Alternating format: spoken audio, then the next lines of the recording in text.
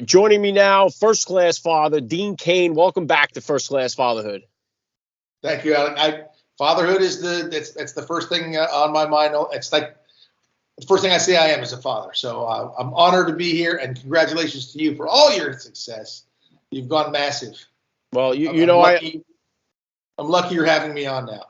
Yeah, well, I'm lucky to have you. You know, I owe it all to you. I really do. I mean, I had you on here, episode 47. I'm up to 700 now. It's hard to believe, but what an incredible ride it's been. And it really started when I had you on episode 47.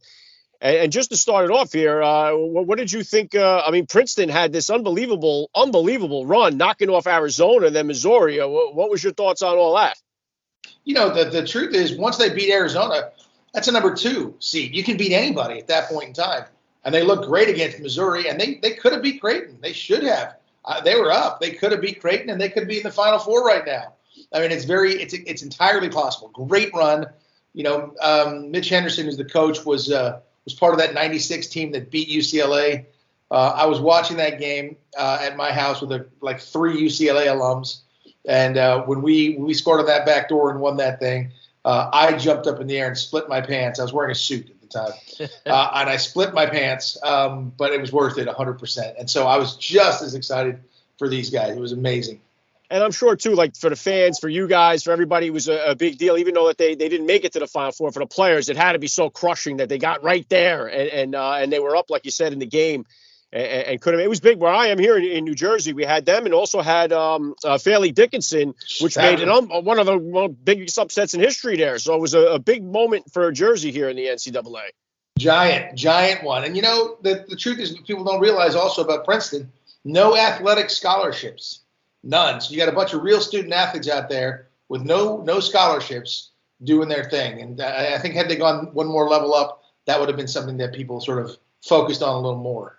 Yeah, incredible run. Let me give an update here on your son, Chris. Now, is he out of college? Was he 22 years old? What's the update on him? What's he up to? He's 22 years old. So he took a gap year before he started. So he is now a couple months away from finishing. He's a couple months away from graduating. He graduates May 6th. So he'll be done. And he's been accepted to grad school there. They have a 1-year master's program for business, communications and business leadership.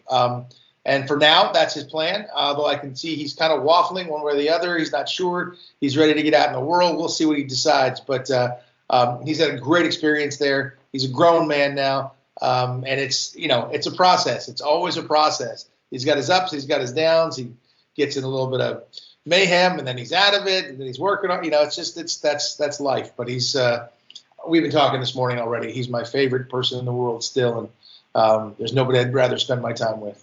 Yeah, and I remember you talking to me one time about overhearing a conversation about him and his job and his employer talking about him as a worker. And just a couple of months ago, my 2 older sons are working now, and I had a chance when I was getting my second son a job at ShopRite where my older guy works, and he was putting in the application. I said, yeah, this is my son Chris's brother. And they were like, they had nothing but great things to say about Chris, and they started telling me about him. And it was so, like, I remembered you talking about that, and it was so awesome to hear other people talking about, your son in a work environment, their work ethic and stuff. It really means a lot when you hear it from other people like that. It makes your heart just swell, and you go back, he's going to be okay in this world. And I love that. And it's wonderful. I mean, when my son and I walked at this restaurant where he worked, we were going to pick up some pizzas for my niece's birthday party. They treated him like he was Norm from Cheers. Hey, hugs and things. I was like, what? I mean, I worked at a restaurant. Nobody treated me that way when I came in. Well, listen, I really wanted to get you on here because I just watched the screening of Miracle at Manchester, just did the interview with Eddie McClintock, and I'm setting up an interview with the real life father and son. And I really think that the story, I mean, it's everything that I talk about, Dean. It's everything is included in that film. Faith, fatherhood, family. It's so important. Were you familiar with the story beforehand? How did you get involved in the film, and what was your thought about the whole thing? I was familiar with the story only because of the film, but then I went and looked at the story and watched all the things and saw news stories on it and such. And, when you involve family and sports and life or death issues and then everyone getting together, and I don't want to give away anything from the film, but it's the kind of thing like from It's a Wonderful Life, when everybody sort of steps up for you and does that in the community. It's one of those things that makes my heart just I mean, tears are an easy thing to do for this film. It's a wonderful story. As a parent, I can't imagine being in the position as a parent watching your child be in that situation. Incredible, and the story is a great story of triumph. So it's the kind of film that I'm very excited to be a part of. I work with JC Films quite a bit. They do a lot of faith-based content, some much more in your face faith than others, but I think the ones that are most effective are the ones that don't have it. They're not preaching to you. You're getting it, but you're not being preached to. And here, when everybody sort of comes together to pray for this kid, there's nothing else they can do. That's the final and last resort. So it's extremely moving. Eddie, I don't know how personal Eddie got with you, but he'd been going through some personal things at the time, and boy, Eddie puts it out there on the screen, and he did a great job as a director. Yeah, Eddie told me that his father passed during the filming of this, and that's why I say it's got to be, just as an actor to be involved in a film like this. You have a son, Eddie's got 2 sons, and you're dealing with something that it's beyond all of this stuff that we see on Twitter and Instagram and social media. All of that goes out the window, and the scene like you're talking about when they're praying over this kid, so much reminded me of what we saw with Damar Hamlin. When he dropped on the field. I know you're a Buffalo guy, but when we saw that, it was like all of a sudden, all that nonsense all went out the window. Everybody dropped to their knee and was praying to God for Damar. It reminded me so much of that story with this kid. Yeah, incredible. I didn't want to bring that up, but 100%. That's exactly what happened. I mean, for the kid, it happened in a much slower situation because they didn't know what was wrong with him at first. For Damar, it was shocking. I mean, everybody getting together, everybody praying. There was nothing else to do. There's nothing else you can do. You don't see, you see injuries all the time on the football field, and you're used to it. I've seen legs turned this way, that way, bones sticking out, fingers, arms, all that sort of stuff, and you feel for the guy and you talk to him. I've been the guy sometimes too, but you don't see someone having to get CPR done to stay alive, and so that changed everything for those guys right then and there, and it was one of the most powerful things I've witnessed in forever. And God bless Damar, the fact that he pulled through. And I loved it because it was a moment of I love the together. I didn't love what happened, obviously, but I love the togetherness because it was a moment of faith. And there's those moments you can talk about it and so on and so forth, and you can talk about faith and things like that. But when that moment hits, that's all you have to turn to. It is incredibly powerful. So that it's very similar in that sense. Obviously, it's a movie, so we can ramp it up and show the things. But when everybody gets together for you, there's something to that. And what I found fascinating or interesting, I should say, when I was at the Super Bowl this year, I was talking to the Chiefs kicker, Harrison Butker, and he's a very faithful. Isn't that a great name, though? Yeah, I know, especially for a kicker. But he was, he's a very faith-based guy, and he brought up to me. He said, when the Damar Hamlin thing happened, immediately it was pray for Damar. That was the hashtag, that was the slogan, and somehow it got changed to love for Damar. They removed the prayer part of that out of it, and that became the hashtag. That became the T-shirt. Instead of pray for Damar, it became love for Damar. And even though when you saw the overwhelming response, they still found a way to. And I hadn't really noticed that until he pointed it out to me. I didn't notice that at all. I thought pray for Damar was it. I didn't see them change the hashtag, or I didn't see any of that stuff happen. And I wouldn't have been along for the change. And if you know anything about me, I'm not a follower. I will I will stand my ground and I'll call it like I see it. And the only thing that those players did was pray. There's nothing else they could do. There was love, but they prayed, and that means something.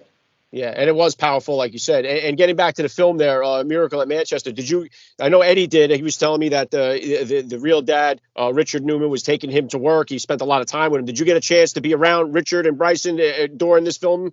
Richard, yes. Bryson, no. I was able to see Dad and talk to him a bit, and I just wanted to hug him. You know what I mean? It's just like that. Know what you went through that. Woo!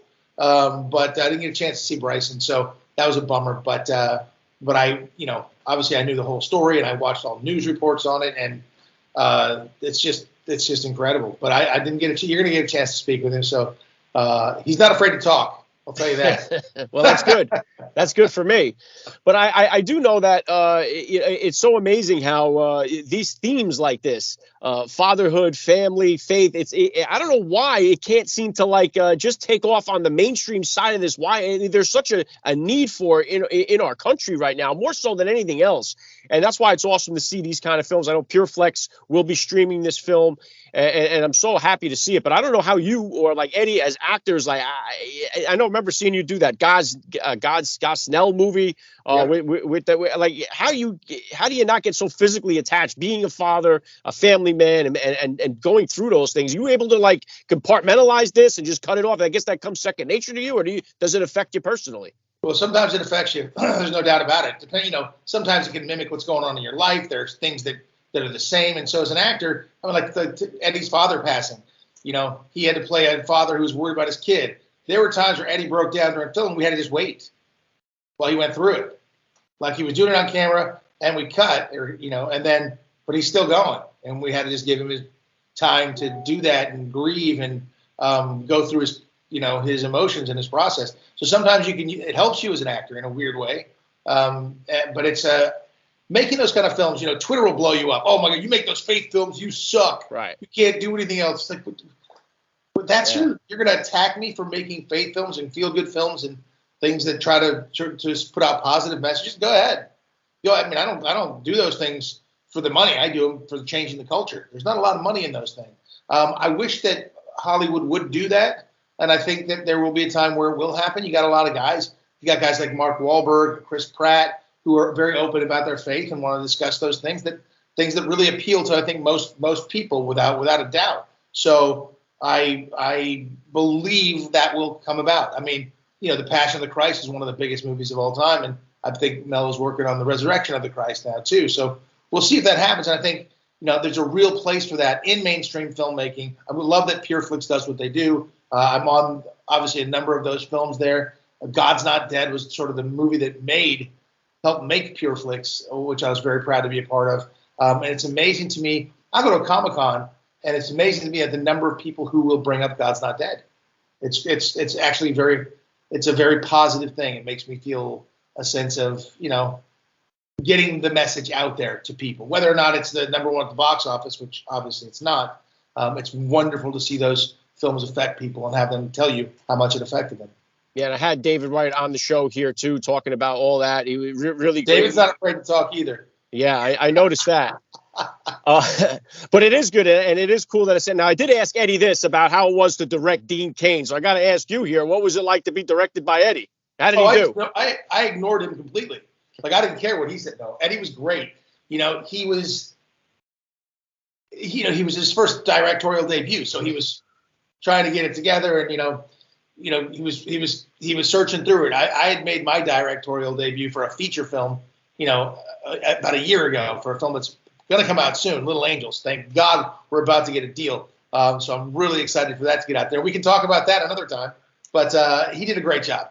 Eddie knows what he's doing. He's been on set. When you do a series like, I did for Lois and Clark, or he did for Warehouse 13 or other things, you have to become proficient at everything. You have to know what's going on because there's no time for all that dilly-dallying. You have to know how to hit your mark. You have to understand the whole arc of the season, and that's all storytelling. So these are people who've done series for 3, 4, 5 years.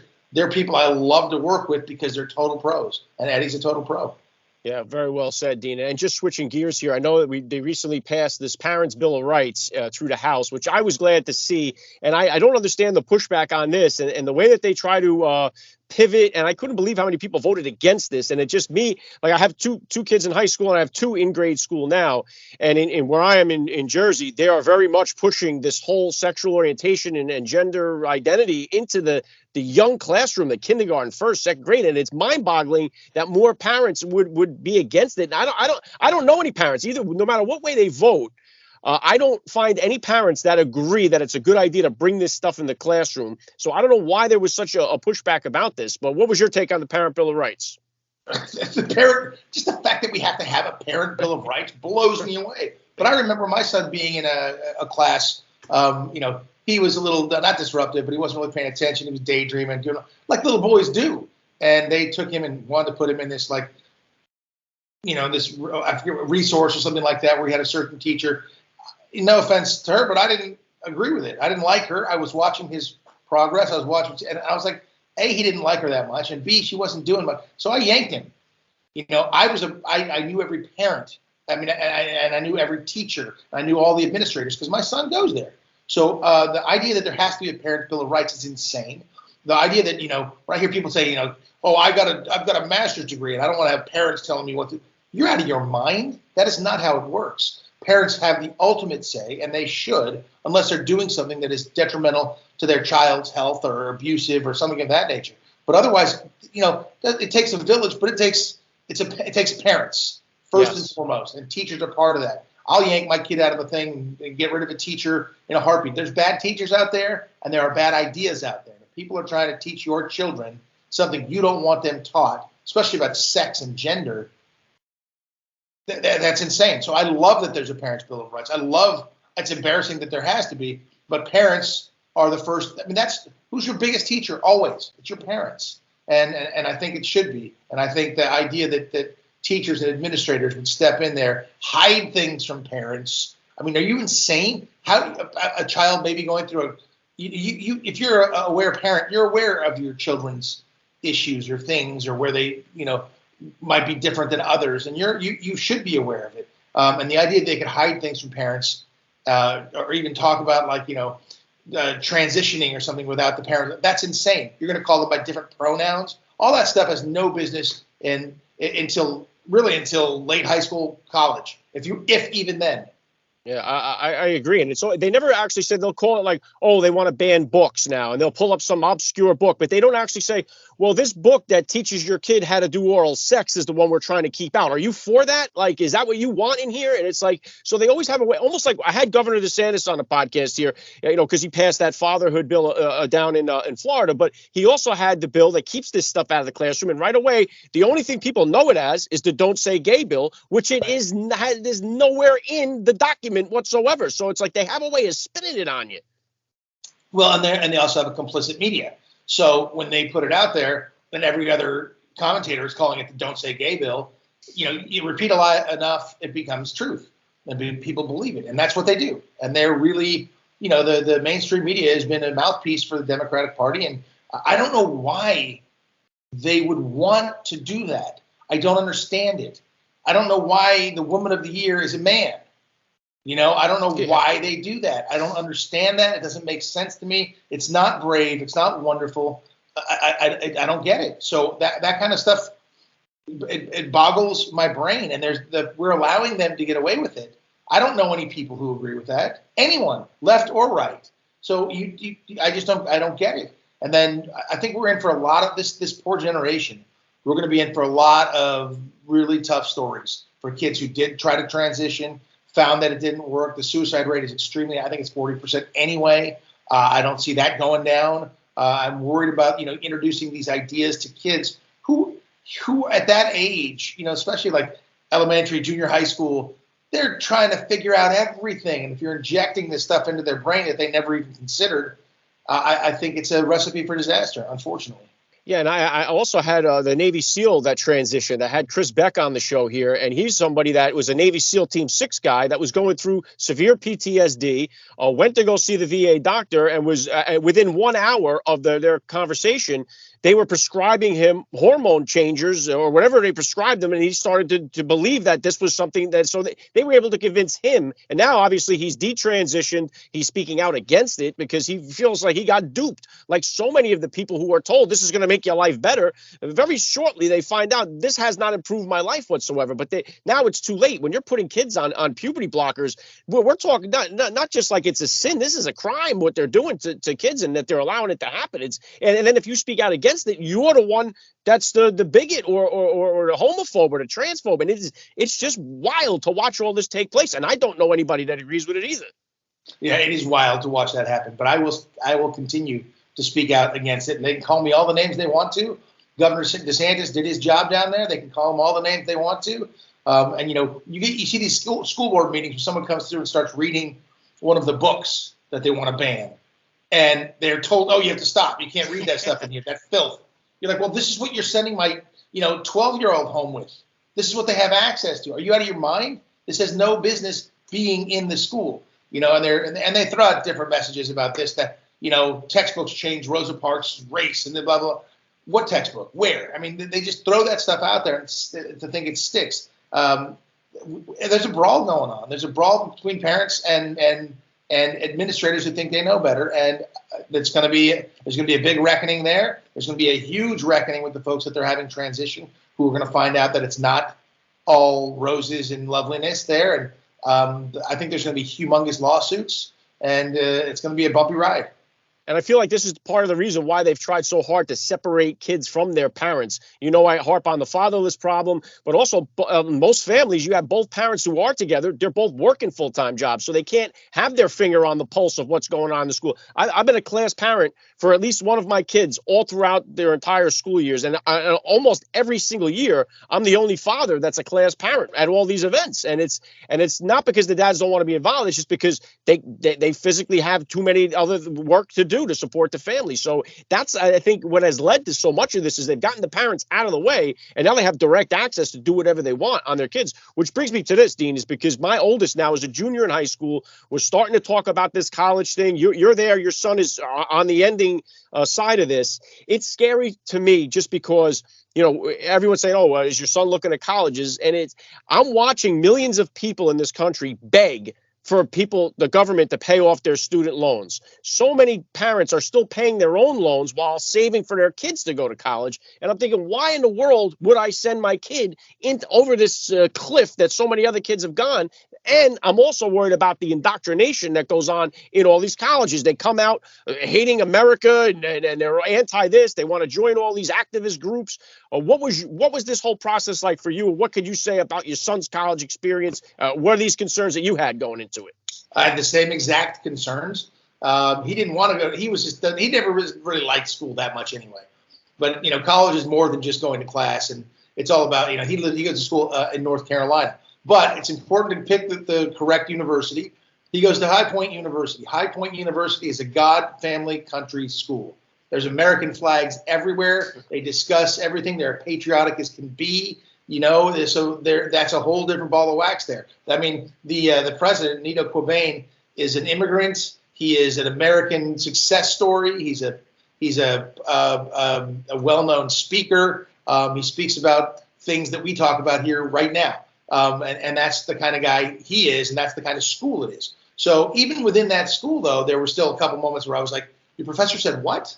No, I don't agree with that at all. And then he was able to push back and have his opinion in there. He wasn't being indoctrinated like I see so often in some of these schools. The last thing in the world my son would ever do is think about shouting down a speaker. That's incredible. Would never happen at that university. So that's important. Fortunately for him, also, I could pay for his school. So he's going to graduate with no loans, and he's going to be no debt, ready to go out there in the world. My dad did that for me, and that was one of the biggest gifts he could give me. This idea of, first of all, we need to get the government out of education in that sense. They need to stop guaranteeing all those loans, put the universities on the hook for it, and the universities will change the way they teach, because if they're responsible for those kids getting jobs and doing things afterward, that's the thing. At High Point University, it's called a life skills university. They teach you life skills. They've got restaurants there that teach you etiquette. There's a waiter who's going to take, you put your napkin in your lap here, this fork is for that, this is that, and they have to go in there, they have to dress for that. They can do it once a week for each different restaurant, and it's pretty great. By the end of it, my son, you put him in any situation in a business meeting, no problem. He does it a couple times a week anyway at school. So he knows that. He understands that. He knows how to pitch a project. So they teach those things. So I was very happy that he chose the school too, with my absolute blessing. And it's been an absolute fantastic thing for him. I would worry if he had chosen to go to Berkeley. I almost went to Berkeley. I went to Princeton. I look at some of the things that are happening in Princeton. I'm like, what are you doing? What are you doing now? And I disagree with it. And I see some of the professors there who I would just go to loggerheads with. A history professor I can think of in particular that and even the way that person is on Twitter, like, what a bully, what a jerk. What is that? I don't understand that. So there's a lot of it out there. There's a lot to be worried about. I would be concerned if I were you. Consider High Point University. Think about it. It's no college is perfect, but I like those things. And But it's a significant worry. Unfortunately, my kid got through all this. I worry for the next generation so much more. I really do. There's just so many. You see it, Libs of TikTok posts it all the time, things like that. These people, these teachers talking about my kids. They're not your kids. They're the parents' kids. And they can be your students, but they're not your kids. And you're not there to teach them that stuff. Teach them math, teach them history. I still remember my favorite teacher, Paul Carey. He was my AP history teacher in high school. He wrote one of my two people who write my recommendations. He was also a tremendous hurdler, a track athlete. He wouldn't coach track, but he coached me. Like, he was my favorite guy. He taught me. That's why I became a history major. When you get a great teacher like that, that's making you really think about things and do stuff, it changes the world. When you get teachers trying to indoctrinate you, it's a whole other ball of wax, and that's not their job. It's really not their job. To teach you to think critically is important, not to indoctrinate you. Yeah, we're praying heavily over here, believe me, about it right now. And again, going back to Miracle at Manchester, what was so cool was to see this takes place at a Catholic school, to see Catholic school kids and prayer, because it's our life. I got kids in Catholic school, and it is a part of our life. But it is scary, the whole college thing. And I spoke with Damon John, who had a new children's book came out about this entire thing. He sent me the book. I read it with my daughter. Little Damon Learns to Earn. It's in introducing kids to the world of financial literacy. And it's like, can we get this book into the classroom somehow? Like, yes. that we're all going to need that. So why not get that started at a young age? And that's one of the things I try to do with my kids. No matter what career they're going to do, they're going to need to know how to manage money, how to invest money, how to save a dollar. And it seems like those are the things that are so crucial, life skills in a sense, and they're just completely empty. They're nowhere to be found in the young school system. No, but you can learn how to gender transition, and you can learn how to identify everybody by immutable characteristics like race and so on and so forth, and you can play victim. They teach all that stuff, but they don't. That's why I worry for this next generation. I mean, because the harsh reality is that stuff's going to smack them in the face the minute they're out of that, because that's the way it works. Yeah, mind-boggling. I wanted to hit this because I read the interview that you did with the NRA, America's First Freedom. And I really enjoyed the article and the piece about you, getting involved in guns, being around it, and your son shooting. I've been blessed because I've interviewed so many different Navy SEALs that I had. One of my Navy SEAL friends was able to teach my kids how to shoot a gun, and it was a really great experience for them to learn. But it's another one of these things where we see this attack, and they turn it into a negative thing, and they say that the NRA profits off of gun violence. And I would argue, and I wanted to get your take on this, I would argue that Hollywood profits more off gun violence, because every movie that they have, they can't seem to make a single movie without gun violence. And if that's profiting from it, whereas the NRA is in the family protection business, where Hollywood is into the glorifying the gun violence business. What's your take? You hit it on the head, my friend. And it's exciting to watch those films. I enjoy those films. I've been in a number of films like that. It's exciting to watch them. It's great. But yeah, the NRA doesn't glorify guns. They talk about safety. They got Eddie Eagle programs. They're teaching gun safety, proper storage. But they're really talking about the Second Amendment. That's built into our Constitution. It's a right. You have the right to own firearms and protect yourself. The first thing, if you study history, and again, it goes back to history, the first thing any autocratic leader wants to do is disarm the populace. Why? So that the people who have guns are only the government, and they can come in and tell you what to do, period. And then they're going to go, even Joe Biden said, what are you going to do against an F-15? First of all, the military is not going to turn against the people. I know too many people in the military. You've been talking to a lot of them. They don't turn against United States citizens. They're not going to do that. It's not going to happen. I'm a law enforcement officer. Law enforcement is not going to turn against people because we have those rights. But the fact that the populace can be armed, you go back to what the Japanese emperor said during World War II, you can never invade the United States because there will be a rifle behind every blade of grass. Now people, your AR-15 isn't going to do anything. If everybody's got an AR-15 and everybody's going to fight you, it does do something. It stops that tyrannical government. So I am all for the Second Amendment. I'm all for gun safety, learning gun safety. Look, the statistics are rough when you talk about deaths by guns, but you got to take out suicide. Suicide is, 80% of those gun deaths. It's absolutely tragic whenever anyone is killed with a gun, with a run over by a car, any of that sort of stuff, beat with a hammer, whatever it is. It's tragic and it's awful, but it's not the gun doing it. It's the person. There was a school shooting I'm looking at today. A female shooter came in and shot up a Catholic school or a Christian school in Tennessee. Awful. And she was killed by police who engaged her, and it's awful. I believe in, I know a ton of people that I serve with in law enforcement that are school resource officers. They're uniformed. They're there. There should be more of them around. And people should be comfortable. Students shouldn't see someone in an officer in a uniform and think, oh my gosh, that's bad. They should think, oh my gosh, that's great. That's fantastic. And fortunately, sometimes you see these, a school resource officer like doing a dance off, with the high school kids, and it's completely loved. This person is completely loved before they're retiring or moving on to another job or something. That's the kind of stuff it should be. And there should be 3 or 4, in my opinion, armed, uniformed school resource officers everywhere. We have the money for it. We do have the money for it. If we have money to give that much to Ukraine, we have enough to have school resource officers around our most prized possession, our children. Wow. Amen, Dean. I love that. And I'm right there with you with 4 kids right now in the school system. Nothing makes me happier than to see that type of protection, because the common sense thing says if we disarm all of us, the only people that have the weapons are the bad guys. And it just seems like that's not the situation you want to be in. But I always make this point, too. It's like the percentage of homeowners that own guns in this country hasn't changed since the 1972. It's 44%. But what's changed is the number of fatherless homes. It's tripled in that amount of time. And that's where the issue is. It's the breakdown of the family, not the guns that are the issue, and in my opinion. And so I wish that I agree with you. Yeah, I just wish that they would stop, because like I said, it makes no sense to disarm the American citizen and leave it to just have the criminals have the guns. It's written in our Constitution. Not only does it not make sense, it's unconstitutional.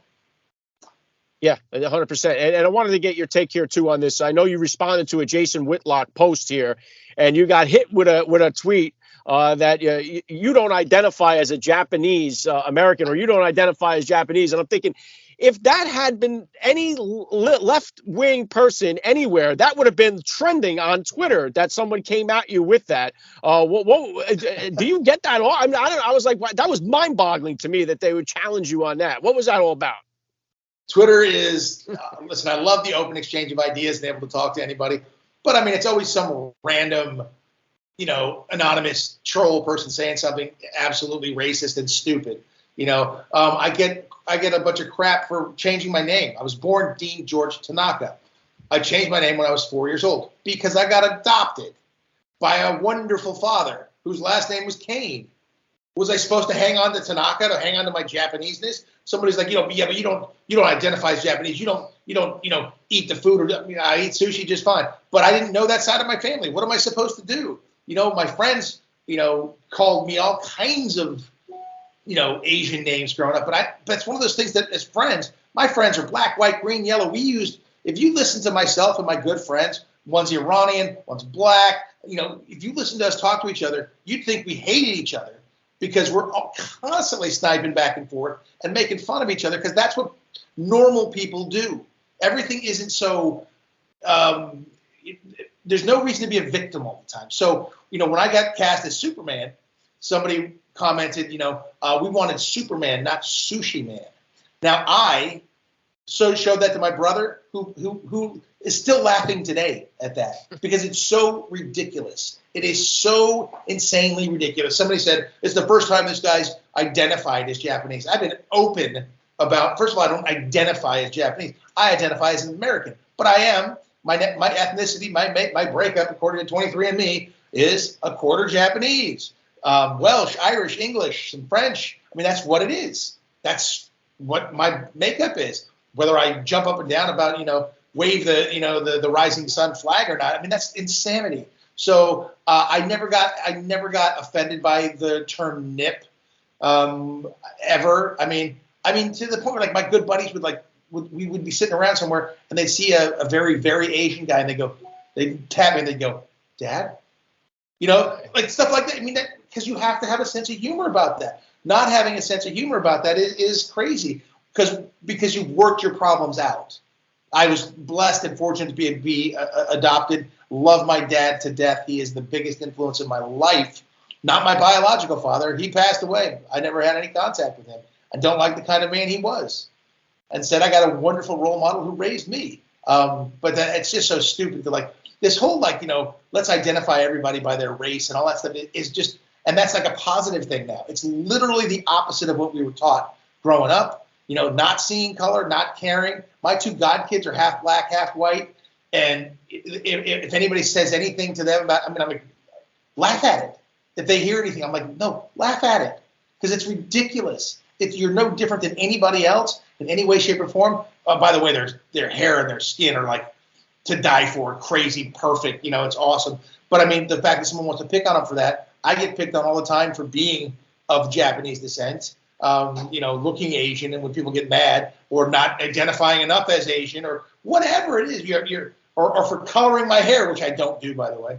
But it's just crazy what people make up and go through and do, and I laugh at it because I find it utterly ridiculous. So that whoever wrote that, and it was a bunch of people. Yeah, I saw it. I couldn't believe that. I was like, this is, I just know, like, you have someone like Elizabeth Warren who's got about as much American Indian in her as a fountain pen, like, and here she is identifying herself as an American Indian. And if you disagree with that or say something about it, it's all over the place that you're racist or doing this, but they're openly saying this to you. And it's like, everyone's like, oh yeah, that's no big deal. Like, it's so wild to me to watch it on Twitter.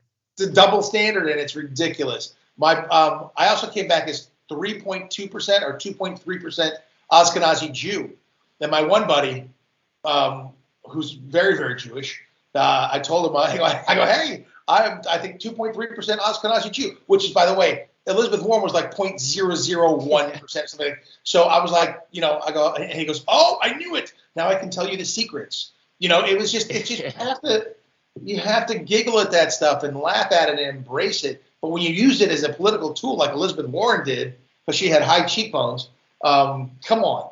I mean, come on. It's ridiculous. And you're right. It's an absolute double standard. It's identity politics at its worst, and it only goes one way. And it's just stupid. Yes, I am Japanese. I identify as an American, but of my ethnicity is partially Japanese. I've embraced it since forever. And any idiot out there who says otherwise, well, I can't say it on the podcast, but.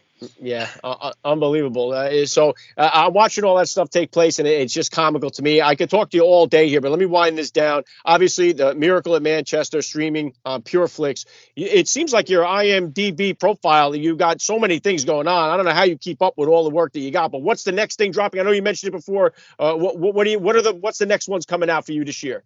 So the big one that I'm really, really excited about is a movie that I wrote, produced, directed, starred in. I did everything. If you have a problem with the movie, a scene, a shot, it's my fault because I got to make every decision on it. It's a film called Little Angels, and it's kind of like The Mighty Ducks or the Bad News Bears. It's a story of a college football coach who is a little bit crass, a little bit old school, and he says something really stupid and sexist, and he gets in trouble for it. Has to go to sensitivity seminar, which of course he doesn't like, and he has to go to community service, which they end up making him coach under 13-year-old girls soccer. He hates soccer. He hates kids, doesn't want to do it. But through working with these kids and other outside sort of force things, he ends up really appreciating them for who they are as athletes. There are no boys competing on the girls' team. It is as athletes, and he gets to see these young athletes and help teach them how to be a team. And it turns into a wonderful story. And the girls are great. My actors are so good, and the story's fun. All my surrounding actors are great. So it's called Little Angels. We should be coming out this summer. Hopefully, I'm hoping for a July. We're talking about the dates now. A July release. It's going to come out in theaters, and then we'll be everywhere else after that. It should coincide with the Women's World Cup this year, which again there will be no male athletes or no trans women competing in that, and there shouldn't be. When you consider that the U.S. women's national team, which are a powerhouse and they're fantastic athletes, lost to a Texas team of under 15 and under boys team. There's a difference between male and female anatomy and power and lung capacity and strength, and we need to acknowledge that and let women compete with women and let men compete with men. And so this doesn't touch on that at all, but I'm sure my interviews will at some point in time. But this is a wonderful family story. There's a little small faith element in it where I'm not banging anybody over the head with it. But it's really about team and family and the ability to sort of change. And it's a lovely story. I'm super proud of it. I can't wait for the world to see it. Little Angels. Yeah, Little Angels. It sounds awesome. And just like you said before, when you're saying it's embarrassing that we even have to have a parents' bill of rights, just the fact that you have to say there's no men playing on the women's team, like what have we gotten to here? Where it's like, I don't know. Again, it's another one of these issues where whenever I talk to anybody, no matter what side of the aisle they're on, nobody agrees that there should be a man playing in a woman's sport.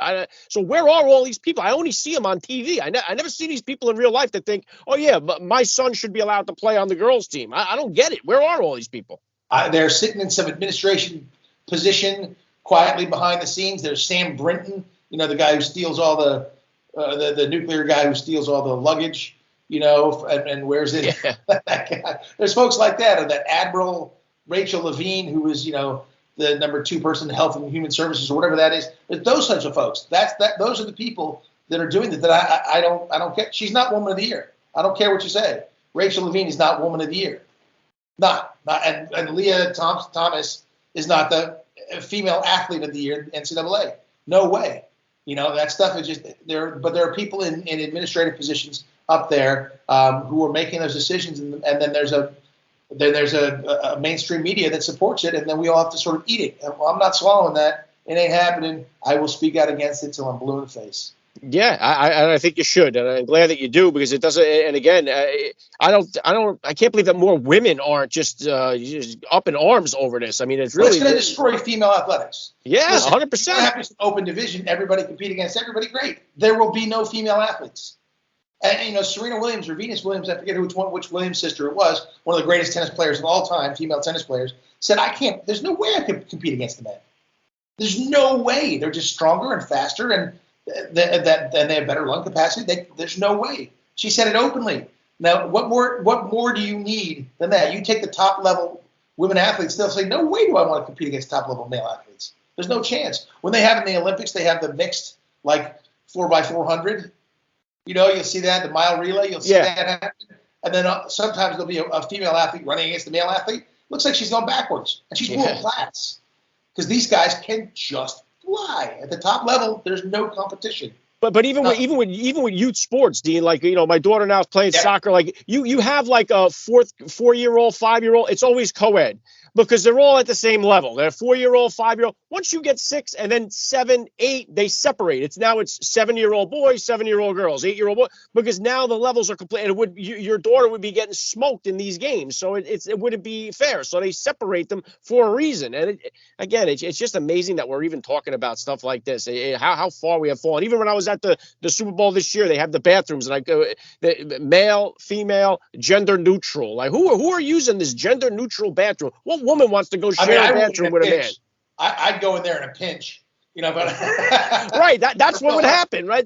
But what woman wants to say, "Oh yeah, this is a good idea. Let me go in here and hope share a bathroom with a dude"? I don't get it. If I had a little girl, it was time to go to the bathroom. If I had to take her in the bathroom, I would take her in the men's room. A little kid, but that's the kind of thing, that's different. That's a child. That's a little child. But there's no way. There's no way. It's not. It just opens that world for too many of these sexual predators and baloney and like Leah Thomas. There's reports of her in the locker room, but completely naked, changing in front of the girl.